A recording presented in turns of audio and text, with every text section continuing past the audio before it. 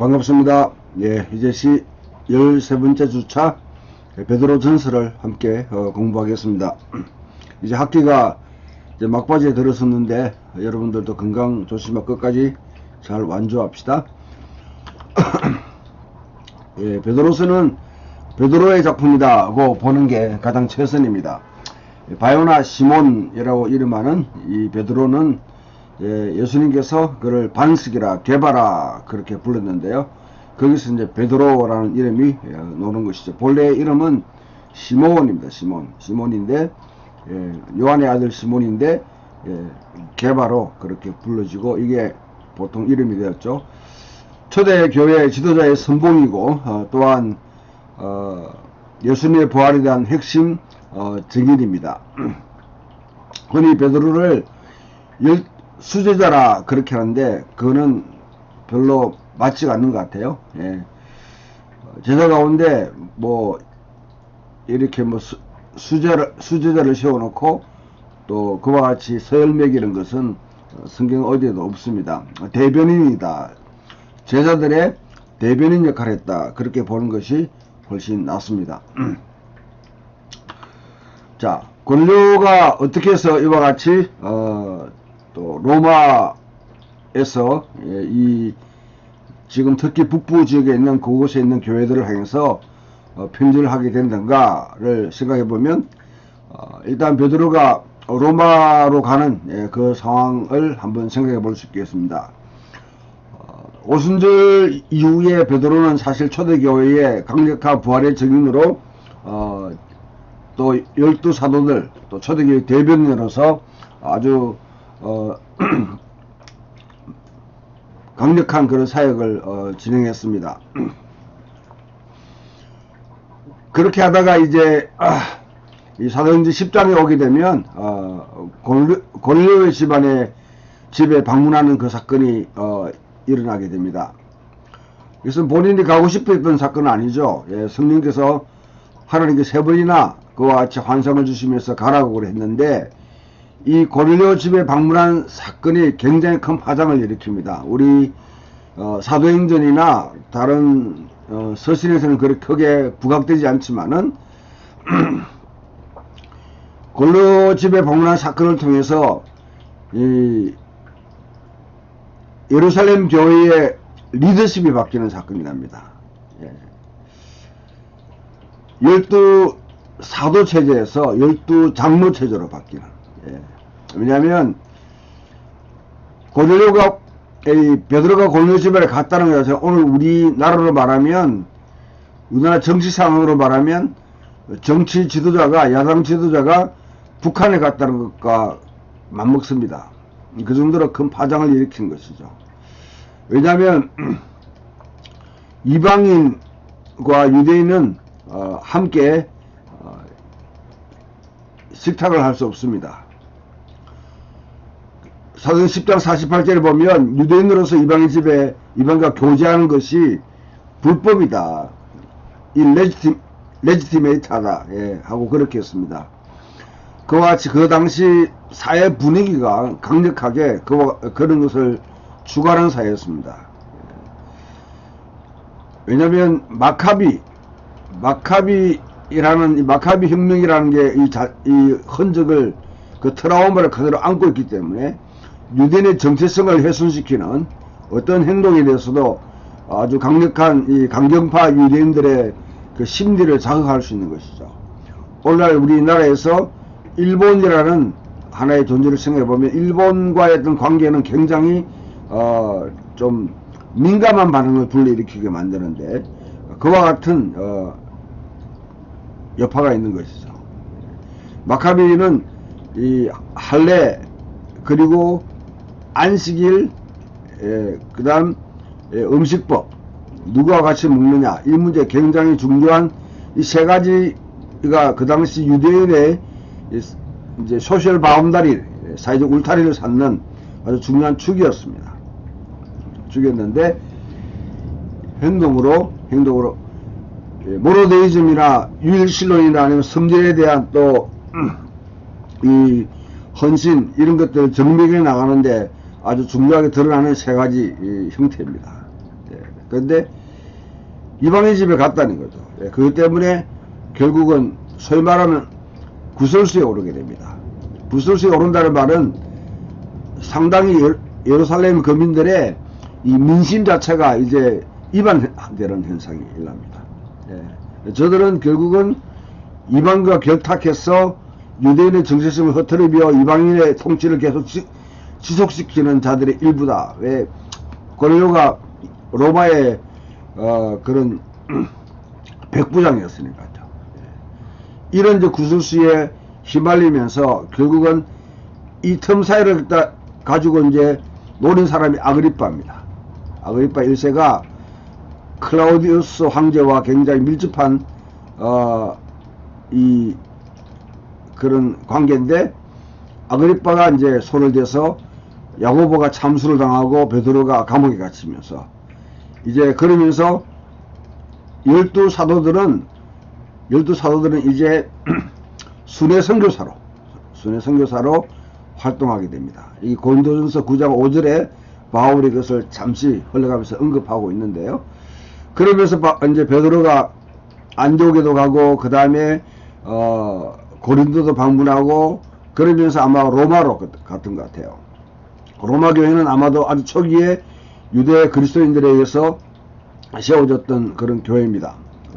이거는 아마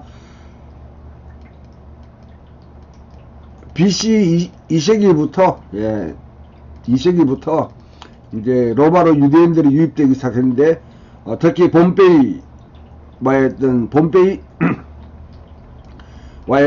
봄베이가 예루살렘을 점령하고 난 뒤에 수만 명의 그런 포로들을 이끌고 로마로 갔습니다. 그 전에 하스모니안 왕조도 로마의 관계를 갖다가 유대를 살려고 했기 때문에 로마로 상당한 많은 유대인들이 갔고, 그 유대인들이 절기에 오순절에 왔다가 그 다음에 예수 믿고 성령을 갖다 체험하고 로마로 돌아가서 교회를 세우는 것이죠. 예. 거기에 이제 베드로가 방문해서 로마 교회 자체가 베드로가 상당한 어떤 그런 지지를 받고 또 이렇게 근거를 두고 있는 그런 교회가 됩니다. 베드로가 그 당시 이 로마를 바벨론이라 그렇게 칭하는데요. 예, 이 바벨론에서 로마에서 소아시아 교회에게 편지를 쓴 것은 50년대 후반 아니면 60년대 초반일 것이다. 네로에서 순교를 당했을 때가 아마 50년대 후반이니까 이때가 맞겠죠. 예. 아니면 60년 초반 정도도, 예.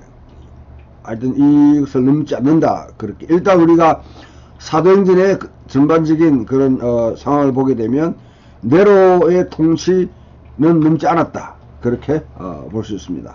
예. 그 요한 마가가 베드로 메시지를 바탕으로 그 베드로의 메시지 해상을 기반해서 마가복음을 쓴 것은 바로 그 직후가 될 것이다. 그렇게 볼 수 있습니다. 사람을 낚는 어부, 사도, 순교자, 성인, 심지어 초대 교황으로 그렇게 부름받지만 베드로에 대한 그런 기록들은 베드로 복음, 베드로 설교, 베드로 행전, 베드로의 묵시록과 같은 다양한 외경의 저술에서 또 사도행전과 복음서에서 볼 수 있습니다. 결국 베드로는 초대교회의 성경적 조직자, 유대인과 이방인 사이의 어떤 선교 전략가 아니면 분열 사이의 다리를 놓는 사람으로 그런 인물로 그렇게 자리매김하고 있습니다. 이 베드로전서, 베드로후서에서 우리가 볼 수 있는 것은 베드로의 간정, 베드로의 목회적 권면, 베드로의 음성이 이들 책에 새겨져 있다는 것을 파악할 수 있습니다. 유배 중에 있는 교회, 이 교회를 베드로전서는 외국인과 나그네다 그렇게 할 때 이 엑사일, 여전히 유배 상태에 있는 그런 교회를 보게 됩니다. 그리스도 안에서 우리의 부르심과 선택을 확인한 방법에 대해서 중요한 메시지를 던져주고 있는 것도 베드로 전서라 그렇게 볼 수 있습니다. 다른 또 책과는 조금 구별되는 그런 측면들이죠. 특히 유배 중이다 하는 것은 나그네와 외국인이다 했을 때 여전히 자기 본향을 향해서 나아가는 그냥 순례자가 아닙니다. 순례자는 자기 집으로 돌아갈 사람이에요. 그러나 유배 중에 있는 사람은 그곳에 자기 집을 떠나가지고 딴 곳에 가 있는 것이죠. 예. 그리고 어느 목적지를 향해 또 가야 되는, 아니면 여기에 정착하되 완전한 어떤 그런 시민으로 정착하지 못하고 있는 2등 시민, 3등 시민으로 살고 있는, 그래서 그리스도인의 정체성을 이야기할 때 유배 중에 있는 교회다, 그렇게 볼 수 있습니다. 진정한 교회의 모델을 어디 찾느냐? 학교냐, 아니면 다른 어떤 스포츠 단체냐 아니면 다른 자락을 찾을 수 있지만은, 최근 들어서 한나 그린이라는 이런 초대교회를 연구하는 학자가 진정한 교회 모델은 난민 캠프에 가야 돼. 난민 캠프가 바로 진정한 교회의 모델이다, 그렇게 할 정도로 유배 중에 있는 교회는 굉장히 중요한 개념이 되는 것이죠. 예.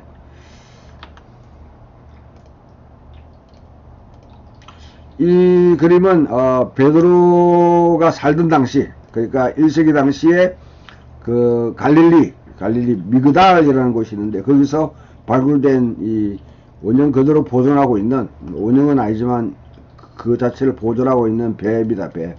어쩌면 베드로가 이런 종류의 배를 탔지 않았을까, 예, 그렇게 예상되는, 이것이 지금 발굴돼서 지금 전시되어 있습니다. 베드로서의 기원, 예. 베드로 책구들은 저자를 메시아 예수의 사도 베드로다, 그렇게 선하고 있습니다. 예. 그런데 여기에 대해서 상당한 이의를 거는 사람들이 많이 있어요. 왜냐하면 첫 번째, 히브리서 성경이 아닌 70인역을 인용했다는 것이죠. 예. 70인역은 대개 디아스포라에 있는 유대인들, 헬라화된 유대인들이 사용하는 성경인데, 이것을 대부분 인용하고 있다. 그 다음에 그리스 로마 수사법의 관습을 사용해서 수준 높은 그리스로 기록되어 있다. 꼭 그렇게 두 번째 이유를 듭니다. 이 말은 갈릴리 어부가 어떻게 이런 수준 높은 그리스어를 구사할 수 있겠느냐, 이 말이겠죠.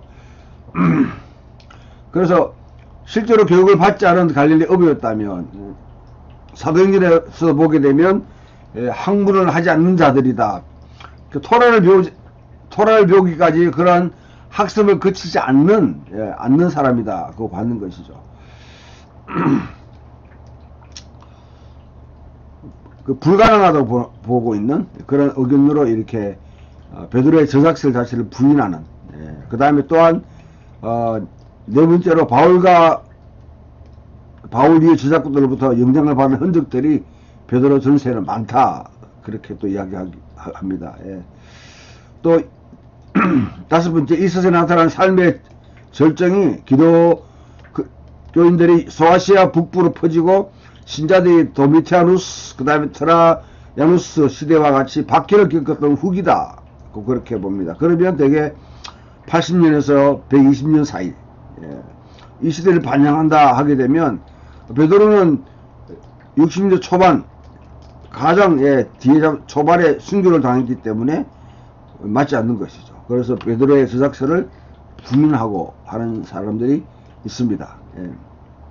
이 편들 초기 교회 설립자의 문학이 아니라 베드로의 기억을 보편화하고 그를 바울의 특성을 지닌 포괄적인 사도로 바꾸려는 70년대 이후의 가명서신이다, 그렇게 주장합니다. 이 편지는 베드로가 가르치고 설교한 것을 기억하고 그 질과 성격과 내용에 대해서 적절한 찬사를 제공하고 베드로 학파의 안에 산물이다, 이런 게 이제 하나의 가설이죠. 가설. 이런 가설로 이와 같이 이제 베드로 전설을 생각하고 있습니다. 문제는 베드로의 기억이 어디서 발견되느냐에 있는데요. 복음서, 사도행전, 바울서신, 사도교부, 다음에 가명과 외경, 무린에서와 같이 초대교회 전체에서 발견됩니다. 하지만 대부분 항상 간접적이거나 후속 세대가 쓴 것에서 발견되는 것이죠.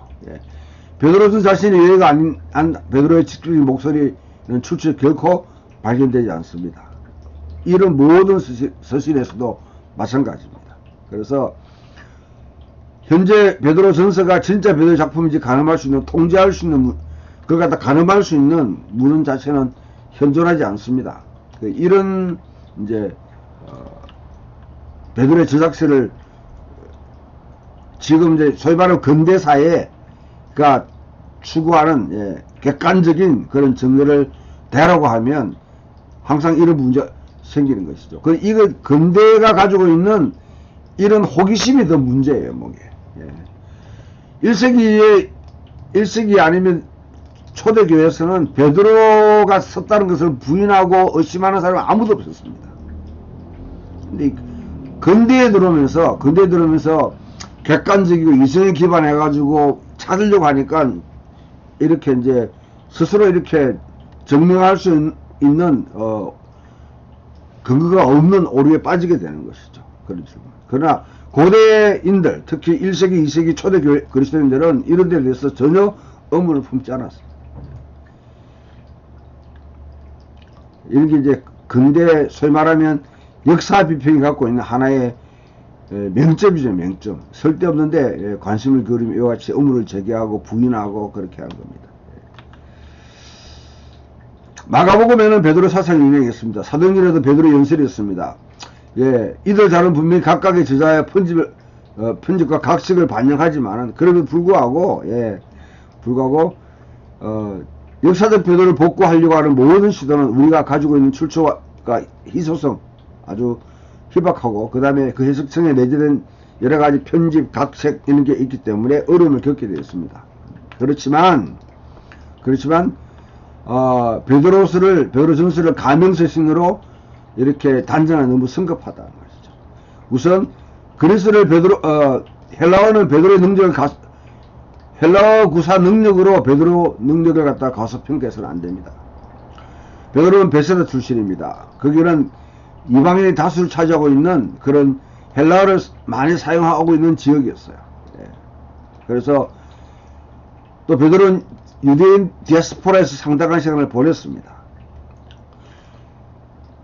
어쨌든 그리스도는 알렉산더 대왕이 이 유대를 점령하고 난 뒤에 알렉산더가 통치한 모든 지역의 하나의 프랑카 링구와 공용어가 됩니다. 공용어. 그래서 우리가 신약 성경 갖다가 코이네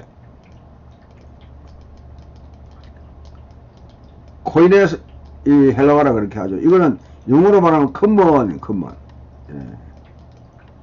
공통으로 사용하고 있는 언어. 그래서 그 당시 사람들 대부분이 다 사용한 제2의 언어였다는 것이죠. 일로 들면 우리가 우리 지금 일제시대 때 초등학교라도 다녔던 그런 분들, 지금 이제 상당한 시간이 지났지만은 90세 정도 되는 분들은 일제시대를 겪었던 사람들은 그 당시에 일본어를 쓰지는 않았지만은 구사할 수 있는 능력이 있었어요. 저의 고모님들이나 저희 아버님도 일을 잘했습니다. 일제 36년간 그런 이제 강점기에 조그만 그와 같은 교육을 받았고 생활했던 분들은 그와 같이 일본어를 사용했는 것이죠. 팔레스타인의 이 알렉산더가 점령하고 난 뒤에 거의 한 300년 이상, 200년, 300년 이상 지냈다고 생각하면 충분히 가능한 것입니다. 베드로의 헬라어 양식은 능숙하지만 고상한 스타일은 아닙니다. 일부 구분이 그리스도가 아닌 세모 형태로 모국을 사용하는 사람의 이중언어, 바이올링구의 그런 영향의 지구를 보이기도 합니다. 게다가 실바누스가 뒤에 이제 베드로 후서의 5장 14절에 언급되어 있죠. 베드로의 서기가 아니면 비서 역할을 했다면 베드로가 말하는 것, 베드로가 구술하는 것을 자기가 직접 썼다고 그러면 이때 이런 이제 편지를 쓰는 사람은 그런 말을 문자 그대로 이렇게 받아 적는 것이 아니라 딕테이션이라고 그렇게 하는 것이 아니라 상당히 자유롭게 이렇게 문장을 구사하고, 실바누스가 상당히 헬라어 구사 능력이 많았다고 그러면 충분히 그런 흔적이 있을 수 있는 것이죠. 그래서 이런 상황에서 너무나 많은 변수들이 있는데요. 예. 아무튼 베드로 전서에 등장하고 있다는 또 바울의 특징이라는 것도 마찬가지입니다.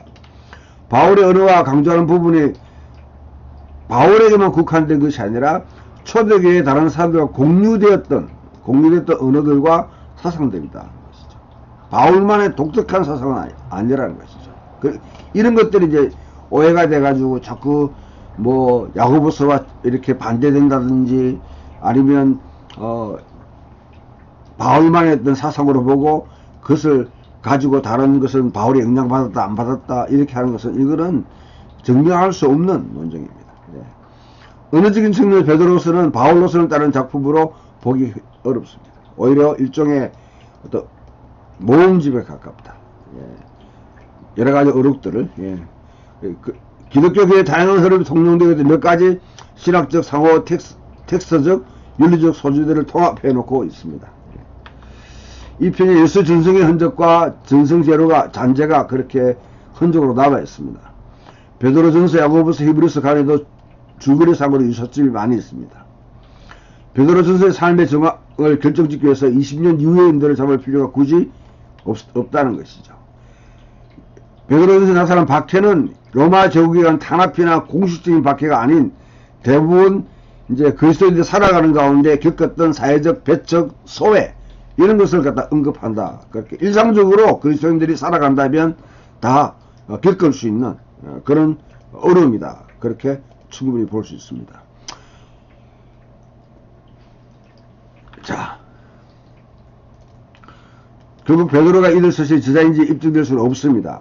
객관적으로 입증하라면 입증할 방법은 없습니다. 그러나 전적으로 그럴듯하다고 우리는 충분히 추측할 수 있고 또한 초대교회의 전성을 따라서 우리는 그렇게 봐도 무방합니다.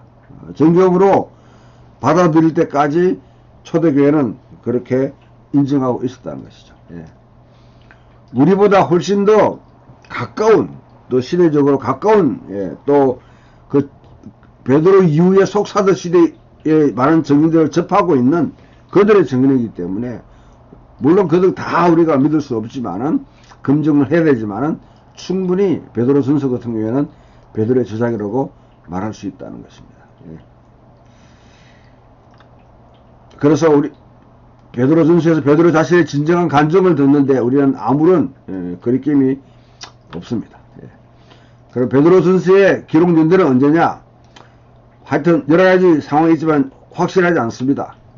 그러나 베드로스가 가명이라면 110년 그 정도 되겠지만은 그러나 역사적 베드로에게서 비롯됐다고 그러면 50년대 후반이나 60년대 초반 어느 정도까지 가능합니다. 특히 이 편 네로의 박해 직전에 로마 부근에서 기록되었다는 것이죠. 예. 그렇다면 이 로마를 갖다가 이 편 바벨론이라 그렇게 표현하는데 그 편지가 이 비투리아, 본도, 갈라디아, 갑바도기아 이 지역에 있는 교회들에게 바울의 선교 지역은 대개 이쪽이죠. 이쪽이지만은 이 갈라디아 지역, 그 다음에 소아시아 지역인데 비투니아, 본투스, 그 다음에 갈라디아, 갑바 이 지역에 있는 교회들에게 디아스포라 교회에게 보내졌다. 그렇게 볼 수 있습니다. 그러면 베드로의 청중은 누구냐? 편지를 받는 수신인은 누구냐? 터키의 서부, 북부, 중앙 일부를 포함해서 일절에 폰투스, 갈라디아, 갑바도기아, 아시아, 비투니아 바로 이쪽이죠. 비투니아, 폰투스, 갑바도기아, 갈라디아 이 지역입니다.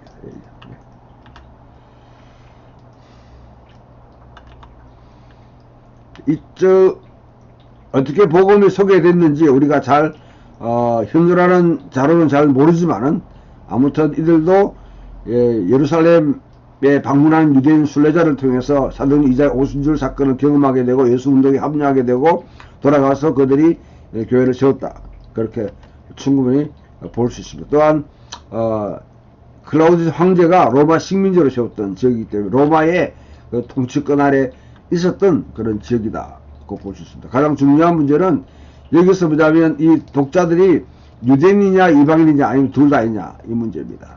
첫 번째, 유대인 청중이라 그렇게 볼 수 있는 것은요, 이 믿는 자들을 외국인과 유배자로 묘사합니다. 예. 이런 점은 상당히 당시 이제 디아스포라 유대인들을 이렇게 표현하는 방식이기 때문에 그럴 가능성이 많습니다.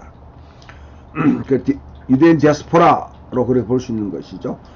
또 사라의 자녀 하나님의 선택된 자들 거룩이라는 언약적 소명으로 부름받은 사람들 등등으로 이와 같이 부르는 것은 전형적인 유대인들을 향한 그런 표현들이죠. 예.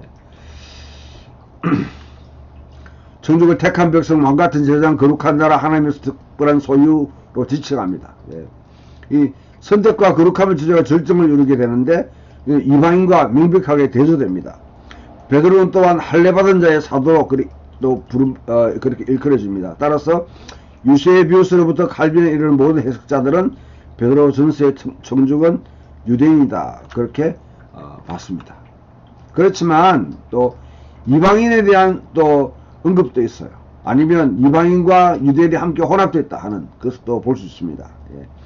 무지의 시대에 독자들이 가졌던 악한 욕망들, 선조로부터 물려받은 공허한 삶의 방식들, 에서 너희가 어떻게 벗어났는가? 예. 너희가 한 백성이 아니었을 때, 예. 어두운 데서 불러낸 자들, 길이 잃은 양과 같았다. 뭐 이런 용어들요. 예. 과거에 이교도들이 하기로 선택한 일을 하며 충분한 시간을 어떻게 보냈는지 그걸 언급한다든지 이런 내용들은 유대인들에게는 잘 사용하지 않는 언어들이죠.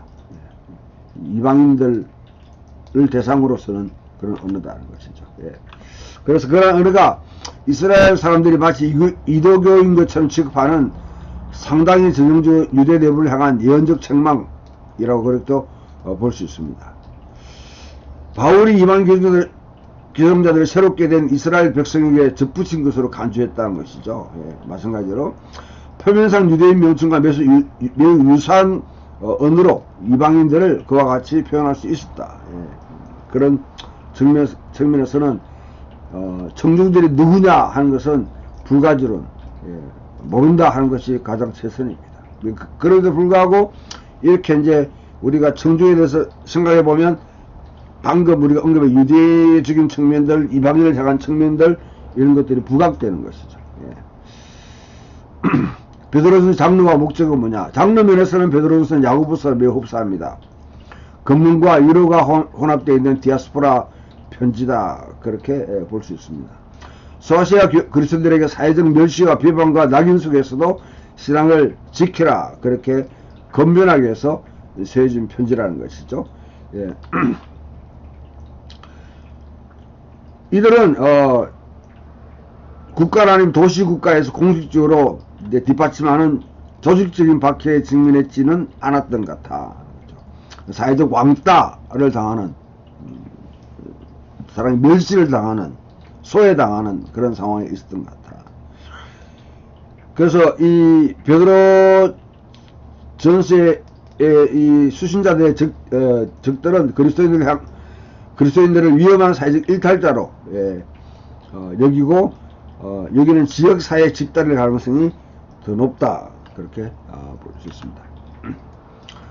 언어적으로 아무래도 물리적으로 도시 및 속주를 특징짓는 사회 종교적 관계, 문화적 종교적 관습의 그런 이제 곳으로 돌아가는 것이 원래 상태로 돌아가는 것이 오히려 편하다.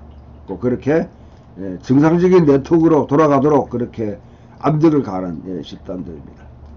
고대사에서 지역신을 숭배하지 않는 사람들은 무신론자다 아니면 굉장히 문제 있는 자로 그렇게 의심을 많이 받았습니다.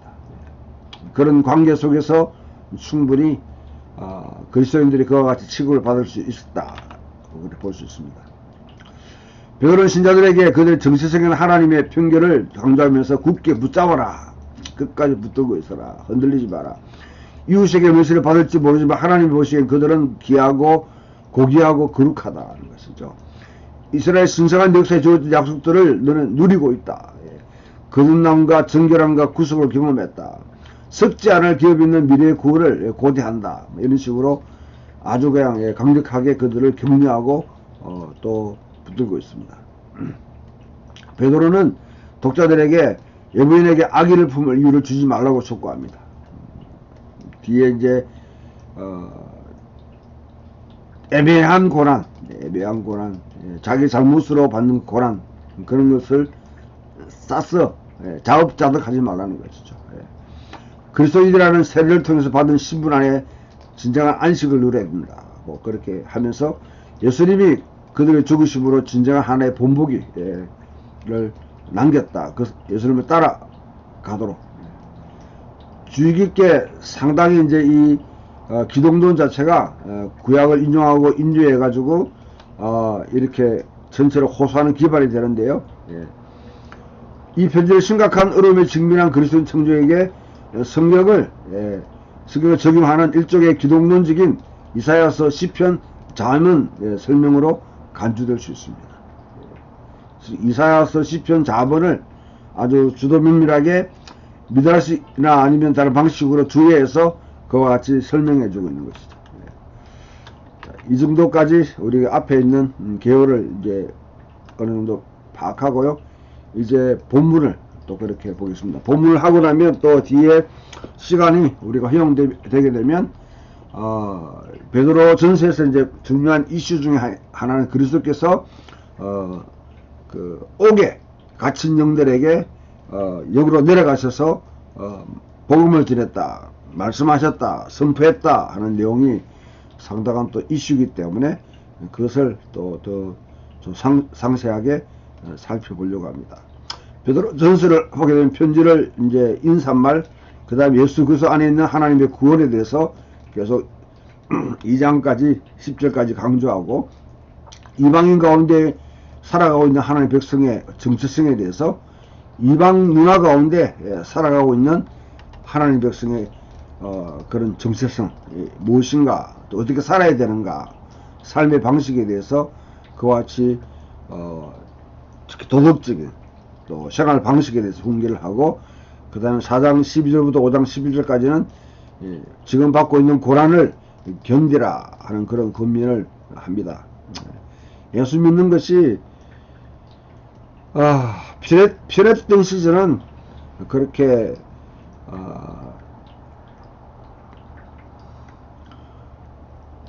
그렇게 많지 않았습니다. 지금 우리가 예수 믿는 게 쉬운지 모르지만은 아무튼 초대 그리스도인들은 정말 척박한 그런 이방인 지역에서, 그것도 유대인의 복음을 하나님의 이야기, 이스라엘의 이야기를 완성시킨 분의 이야기를 믿고 따라 산다는 것은 결코 쉽지 않습니다. 외국인과 나그네처럼 취급을 받는 그 가운데 그것을 견디라고 그렇게 권면한 것이죠. 그리고 편지를 마무리 짓는 내용으로 우리가 딱 이렇게 볼 수 있는데, 자, 이 편지가 굉장히 예수 그리스도의 사도라 베드로가 자신을 밝히고 본도와 갈라디아, 갑바도기아, 아시아, 비두니아 지방에 흩어져 있는 하나님의 택함을 받은 포로된 자들, 에클레크토이스 파레피 데모이스 디아스포라스, 포로된 자들, 이 유배를 당하고 있는 자들, 이게 보낸 편지라 그렇게 밝히고 있습니다. 여기서 우리가 볼 수 있는 이 작은 것만 해도 뭡니까? 1세기 당시에 유대인들에게 이 성경 이야기는 유배로부터의 귀환입니다. 유배로부터 귀환.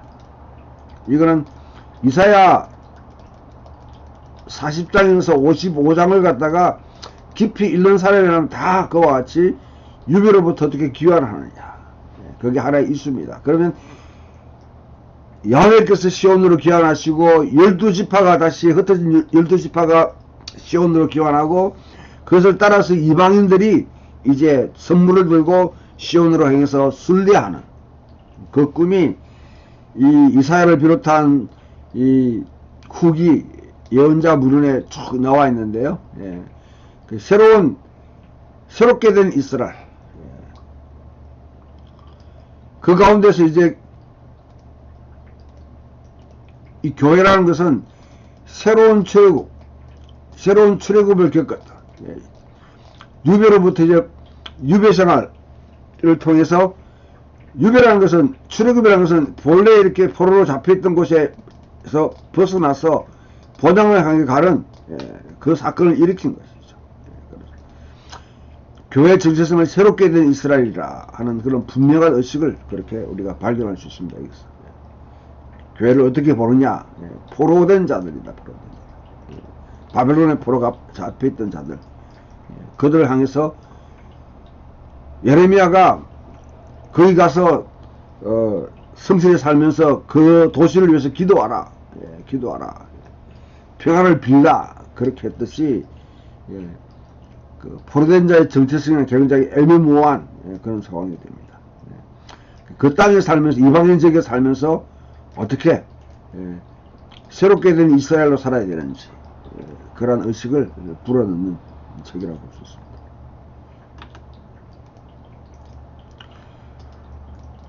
연대순이나 진학적으로 교회가 유대인 토양에 뿌리를 두고 시작한 것과 거리가 먼 후기 기독교 형태라고 그렇게 보면 안 됩니다. 그렇다고 해서 태초부터 초기 기독교에 내재했던 무엇인지를 드러내는데 바로 하나님은 그리스도를 통해 새로운 백성을 형성하고 계셨다. 새로운 이스라엘이 탄생하게 되는 것이죠. 새로운 이스라엘. 새롭다 해가지고 완전히 새로운 게 아닙니다.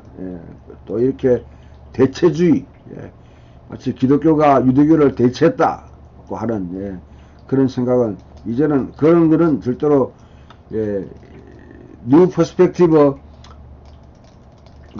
전적으로 우리가 뭐 받아들이고 하지 않지만은 그런 이후로는 이제는 이거는 학문적으로 이제는 거의 이제 배척되는 기독교가 유대교를 승계했다, 대체했다 하는 사상들요. 이미 이사야가 말한 대로 이 둥치가 잘려나간 것이죠. 그 거루투기에 노는 새싹, 이게 나사렛입니다. 여기서부터 새로운 그 뿌리에서 나오는 이 싹, 가지를 통해서 새로운 하나님의 백성이 형성된다. 이사야 11장 1절에 10절에 품고 있는 그 비전. 그런 것도 예레미야 23장에서 아니면 또 아모스라든지 미가라든지 다 등장합니다. 이 사람들이. 유대인이든 이방인이든 믿는 모든 사람은 이제 하나님의 택함 받은 자들이다. 새로운 백성이 형성되고 있다. 독자들이 택함을 받은 특징이 뭡니까? 하나님 미리 아심으로 해서 수혜를 누린다고 추가적으로 정교하게 다듬어서 표현합니다. 이렇게 하나님 백성 택함을 받았다는 사실은 성령의 성결케 하는 역사를 통해서 알게 됩니다. 그들의 부르심은 희생제물처럼 자신을 위해서 뿌린 피로 깨끗하게 하신 예수께 복종하는 것입니다. 예수님께. 내가 어떻게 택함 받았냐? 성령께서 우리를 성결케 하는 역사를 통해서. 또한 뭐냐면 내가 그리스도께 내 자신을 복종하는 그 삶에서 우리가 알 수 있는 것이죠. 두 번째, 예수 그리스도 안에 하나님 구원에 대해서 아주 설명하는데, 베드로는 하나님 아버지와 주 예수 그리스도를 찬양하는 찬송시를 읊으면서 그와 같이 본론을 시작합니다. 하나님의 자비로 인해서 새로운 탄생을 경험하게 됐고 산소망을 갖기 때문에 이제 하나님 안에 새로운 백성이 되었는 것이죠. 중생이라는 거듭났다. 중생이라는 측면을, 중생은 진정한 내면으로의 회심이나 영혼이 하늘로 간다. 예수 믿고 죽으면 천국 간다는 그 말이 아닌 아니에요. 한 사람이 세상 가운데 세워진 하나님의 집으로 전환된 것입니다.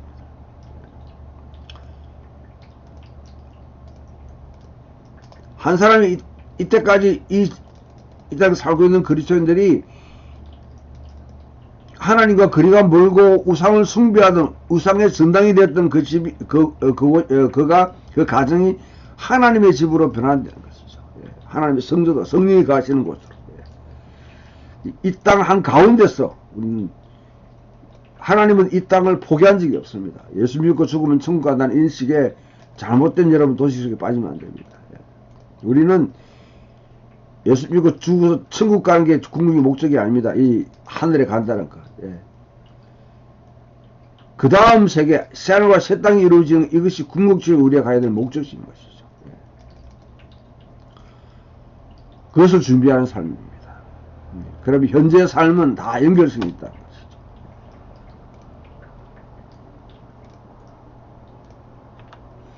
신자들은 예수의 부활을 통해 새 생명을 체험하고 결코 엉망진창이 될 수 없는, 썩어질 수 없는, 망가질 수 없는 유업을 받았다. 상속받았다.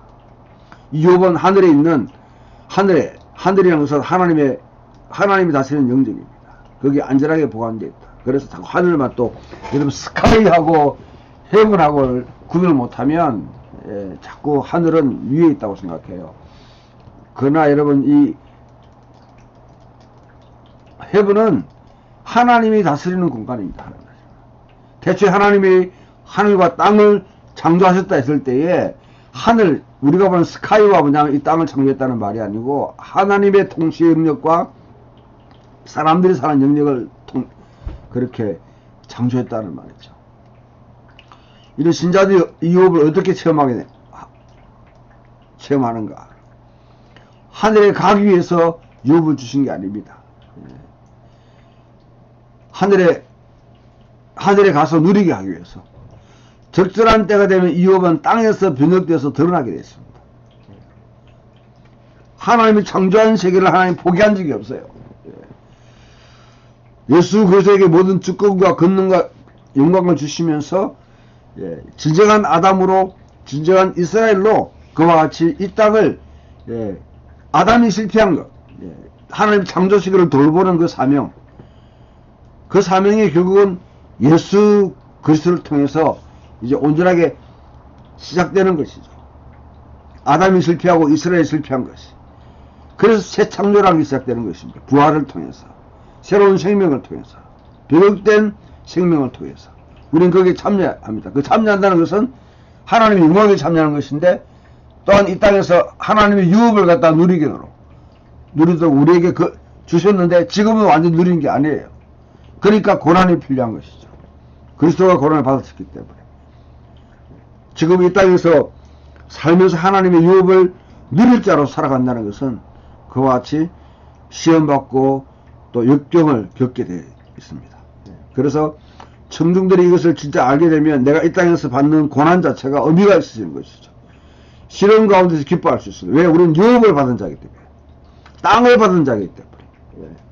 하나님, 그리스도만 누릴 수 있는 그 유업을, 이제 그리스도를 통해 믿는 우리들에게 다 참여하도록 우리를 초청하시고, 그 분깃을 받는 자들, 몫을 받는 자들로 우리를 세웠기 때문에 함께 그리스도가 받은 그 역경에 또 시험에 환란에 우리도 함께 참여한다는 것 자체가 기쁜 것입니다. 왜냐하면 고난이라는 것은 무릇 경건하게 살고자 하는 자는 핍박을 받으리라 했듯이, 고난이라는 게 진정한 그리스도를 믿으면서 받는 고난은 의미가 있습니다. 그것은 물론 힘들겠죠. 어렵죠. 우리가 낭망할 수밖에 없습니다. 왜 나만 주는 고난이냐고 그렇게 슬퍼할 수 있습니다. 그러나 그거는 또 내가 하나님의 백성이라는 증거, 유업을 받은 자라는 증거가 되기 때문에 충분히 기뻐할 수 있는 것이죠. 이 믿음은 역경을 통해 시험받고 검증된 신적 하나님의 능력으로 부여된 자들의 방패임을 그렇게 알 수 있습니다. 역경 중에 있는 자들을 직접 예수를 보지 못했습니다. 하지만 그들은 예수를 믿고 사랑하고 그들은 기쁨으로 가득 차 있습니다. 이 믿음의 결과는 예언자들이 약속한 구원입니다. 예언자들은 이 사건이 언제 어떻게 일어날지 전혀 알지 못함에 불구하고 메시아의 고난과 영광을 미리 가르치고 있었다는 것이죠. 가르치고 있다. 예언자들도 다 고난 가운데서 그와 같이 그리스도를 보지 못했지만은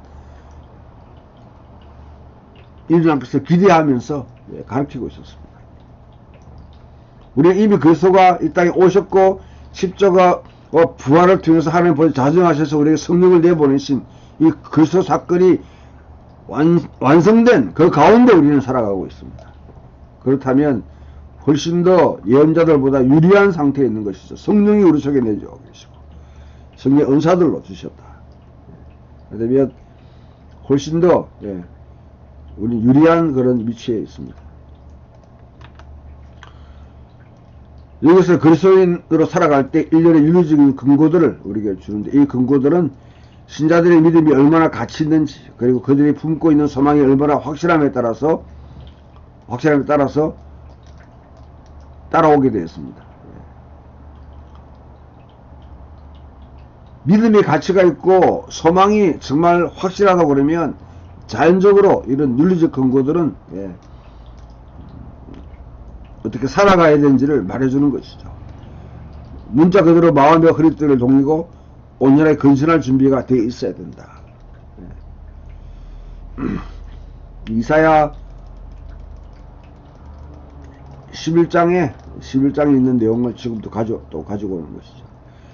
부정적으로 표현하자면 무지 속에 살았을 때 그들을 특징지었던 악한 욕망에 저항하며 살아야 합니다. 그리스도인이 이 땅에 살면서 제국의 이런 통치에, 바로의 통치에, 또한 바알의 통치에 저항해야 됩니다. 저항. 요한계시록의 말씀대로 내 백성아 너희는 거기서 나와서 그들의 죄에 참여하지 말고 그들이 받을 형벌을 받지 말라 하는 이 하늘로부터 꿰뚫고 들어오는 그 메시지에 들을 수 있어야 되는 것이죠. 악한 욕망에 그리스도인이 되기 이전에 살았던 가치관들과 생활 방식, 잘못된 생활 방식에 대해서 저항할 수, 그거는 욕망입니다. 탐욕입니다. 탐욕은 우상숭배라 했잖아요. 우상숭배입니다. 그게 저항할 수 있는 저항력이 없다고 그러면 내가 누구인지, 아주 노민을, 명목상의 그리스도인인지, 커미트먼트에 위탁된 그리스도인인지 분별할 수 있어야 되죠. 긍정적으로 보게 되면 그들을 부르신 분 자신이 거룩하기 때문에 우리는 모두들이 거룩해야 됩니다. 거룩이라는 것을 다시 한 번 더 설명하면, 거룩이라는 단어를 생각하면 여러분 무엇을 의미합니까?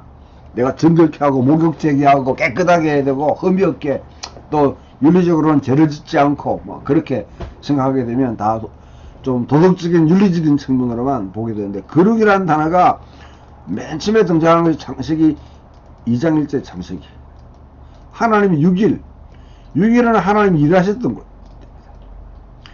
그 다음에 7일이 안식일입니다.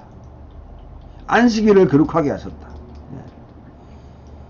이 안식일 자체가 하나님, 이게 희년 사회를 진행합니다. 희년 사회. 레위기 25장에 기록되어 있는 이 희년 사회. 이것을 기념하기 위해서 안식일, 안식년, 희년이라는 것을 통해서 이스라엘은 계속해서 이 깨어진 안식, 망가진 희년 사회를 회복하려고 계속 기념하면서 그것을 지향했던 것이죠. 안식과 희년과 안식년 모두 다 뭐냐면 새로운 창조, 사탄의 통치가 끝나고 하나님이 창조하시고 난 뒤에 누리셨던 그 안식에 참여하는 것입니다. 그러면 안식일을 지킨다는 것은 저항하는 것, 저항하는 것. 그래서 월터 브루그만은 안식은 저항이다. 우리는 안식일 대신에 그보다 더 확실하게 예수님 십자가에 죽으시고 부활하신 그 날을 기념해서 주일을 지켜, 주일을 지키는 것이죠. 주일이라는 것은 새로운 창조의 백성이다. 우리는 출애굽한 백성이다. 그것을 갖다 우리 장세의 정체성을 확인하는 것입니다.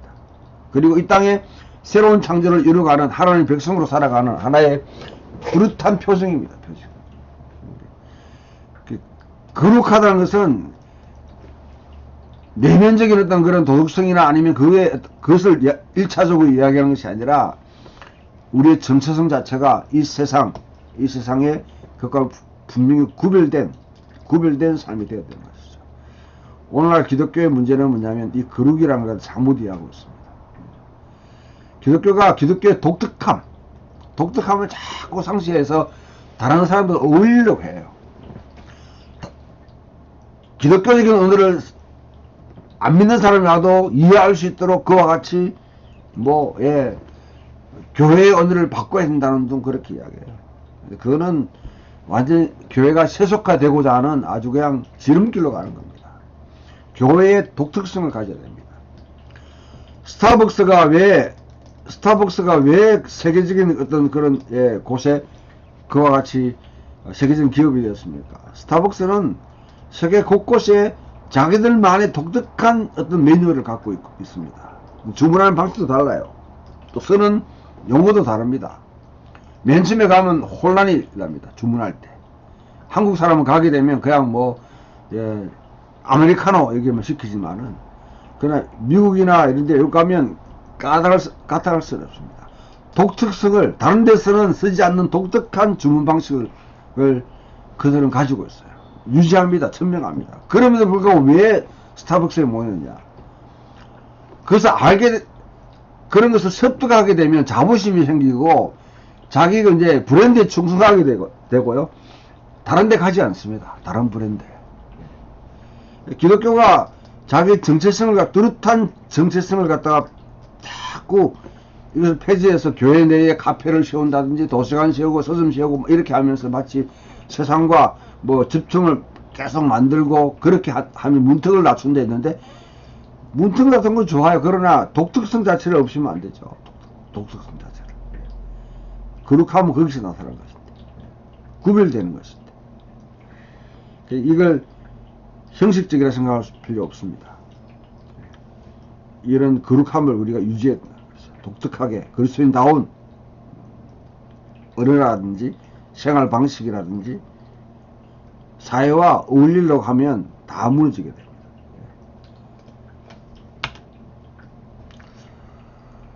자, 이제 좀 쉬고 그 다음 두 번째 시간으로 넘어가겠습니다.